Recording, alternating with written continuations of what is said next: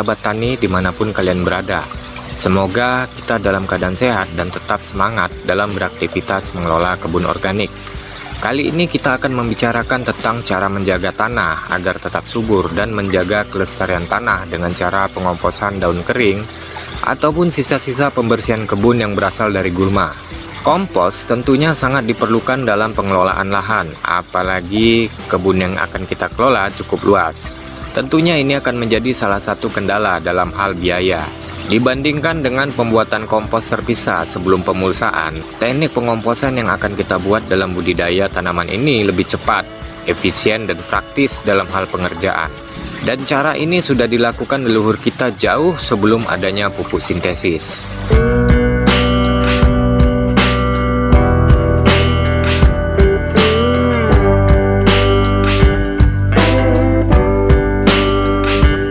Kebanyakan sampah organik yang dihasilkan dari kebun umumnya dibakar, padahal sampah-sampah ini sangat dibutuhkan dalam hal penyediaan pupuk organik di kebun kita.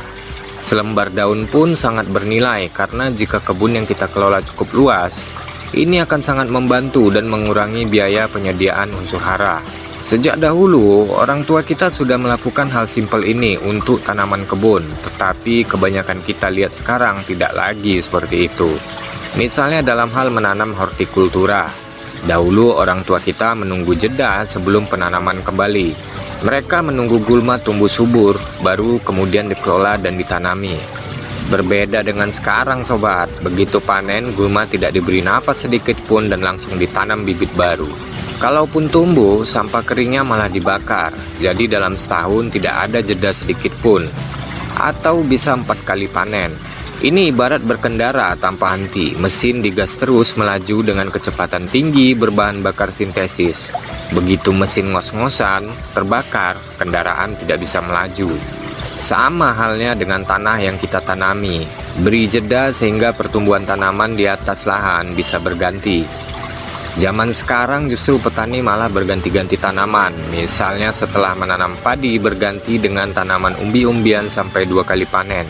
Atau jika dirasa tanah sudah nggak keras baru mulai menanam padi lagi. Sebenarnya tidak perlu seperti itu sob.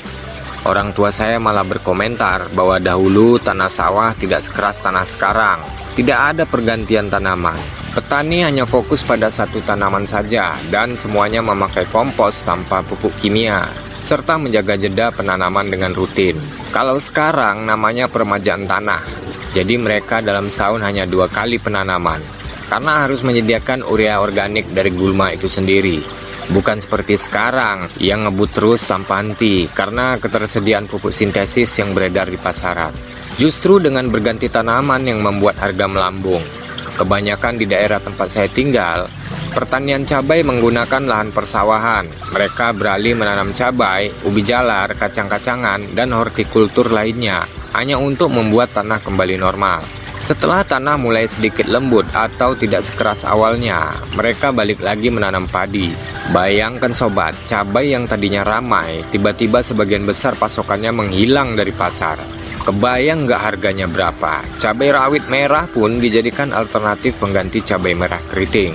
Orang tua kita dahulu nggak begini bercocok tanamnya, mereka fokus satu tanaman saja. Jadi jarang sekali terdengar harga melambung, rata-rata harga stabil karena petaninya sudah bergelut di tanaman itu-itu saja.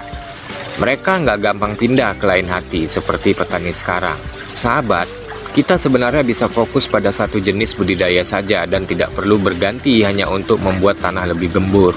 Karena metode ini bukan hal baru, nenek moyang kita sudah menerapkan pertanian organik jauh sebelum munculnya pabrik-pabrik sintesis. Hasilnya, tanah lebih subur, panen melimpah dan buahnya besar-besar. Kakek saya justru tertawa melihat pertanian zaman sekarang. Dia cuma pesan, punya harta bukan hanya dijaga, melainkan dirawat, biar sehat dan banyak makhluknya. Karena di tempat saya tinggal, belut dan keong mas tidak ada lagi di sawah. Apalagi mencari cacing untuk memancing ikan. Susahnya minta ampun kalau nyari di sawah.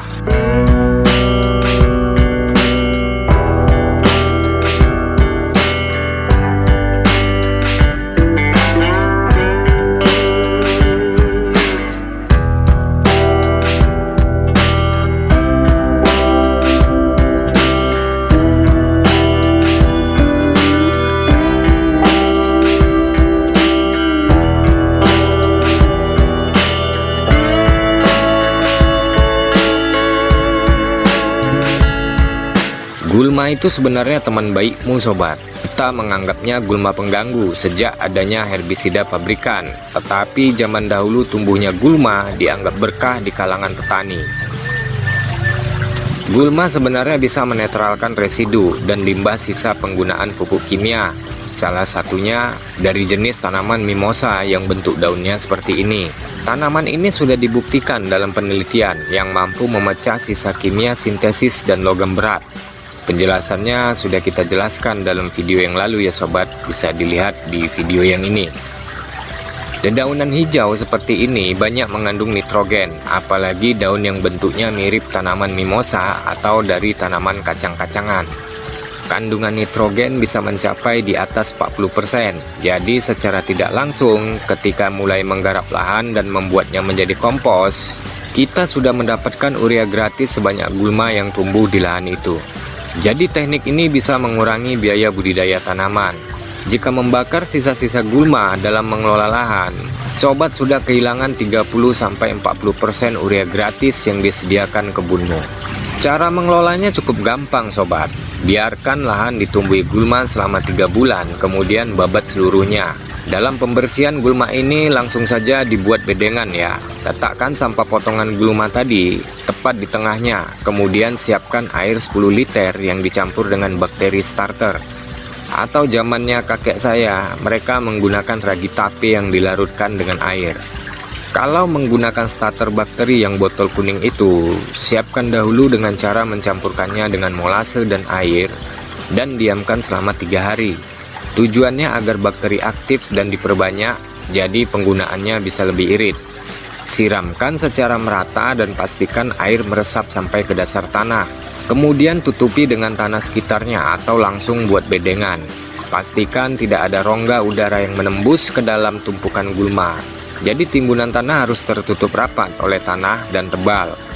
Setelah itu, siramkan sekali lagi air bakteri agar tanah lapisan atas diperbaiki unsur haranya dengan bantuan bakteri ini. Kalau zaman dulu, mereka menutupinya dengan dedaunan lebar seperti daun pisang, daun jati, talas, dan lain-lain. Ini untuk mencegah tumbuhnya gulma di atas tumpukan tanah. Nah, zaman sekarang kita bisa menutupinya dengan mulsa plastik. Timbun sekeliling mulsa dengan tanah agar kedap udara. Oh ya, sebelum kita lanjutkan ke langkah berikutnya, kalian bisa mendukung channel ini agar kita terus membagikan informasi menarik tentang pertanian. Bisa dengan cara subscribe, like, atau beri komentar, dan tentunya dibagikan ke teman-teman agar pertanian organik terus berkembang. Karena masih banyak teman-teman kita yang sangat bergantung dengan pupuk sintesis. Padahal masih ada cara organik yang bisa menanggulangi kelangkaan dan harga tinggi. Kita lanjutkan ya sob. Biarkan timbunan ini minimal 30 hari. Setelah itu bisa langsung dibuat lubang untuk penanaman bibit. Jadi tidak perlu dibongkar untuk mengeluarkan kompos. Teknik ini bisa sekali jalan untuk menghemat tenaga. Kompos yang sudah jadi di dalamnya akan menjadi makanan tanamanmu di masa pertumbuhan. Kalau dari kecil tanaman sudah cukup unsur hara, tanaman akan mempunyai daya tahan lebih kuat untuk melawan serangan berbagai penyakit. Jadi kuncinya waktu tanaman usia muda, sama seperti bayi yang diberi ASI oleh ibu yang mengkonsumsi cukup gizi. Maka daya tahan tubuh anaknya lebih kuat dibandingkan dengan anak yang diberi ASI dari ibu yang kurang gizi. Begitu juga tanah sebagai ibu pertiwi, juga harus diberi asupan unsur hara dan mikroorganisme yang beragam. Maka anak-anaknya berupa tanaman akan tumbuh kuat dan subur dengan hasil panen yang memuaskan.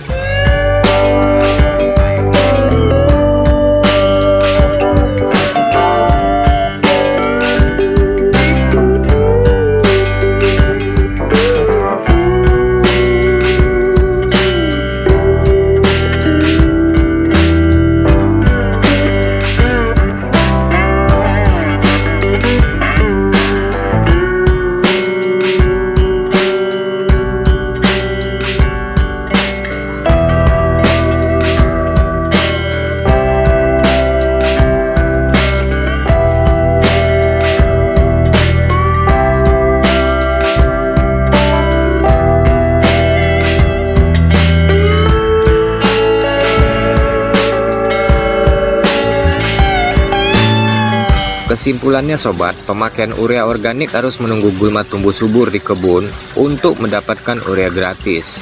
Tidak seperti pupuk sintesis yang bisa langsung olah kebun tanpa pengomposan. Pastinya, kedua metode ini ada untung rugi dan kelebihan masing-masing yang sebenarnya saling menutupi. Misalnya dalam setahun bercocok tanam dengan pupuk sintesis, kemudian ganti dengan sistem organik selama setahun untuk memperbaiki tanah. Jika kedua metode ini dipadukan, kesuburan tanah bisa terjaga. Seperti kendaraan, jangan digunakan terus-menerus, lakukan perawatan secara berkala, maka kendaraan kita bisa berumur panjang. Oke sahabat, mudah-mudahan tips berkebun leluhur kita bisa bermanfaat. Terima kasih telah menonton sampai akhir. Salam organik.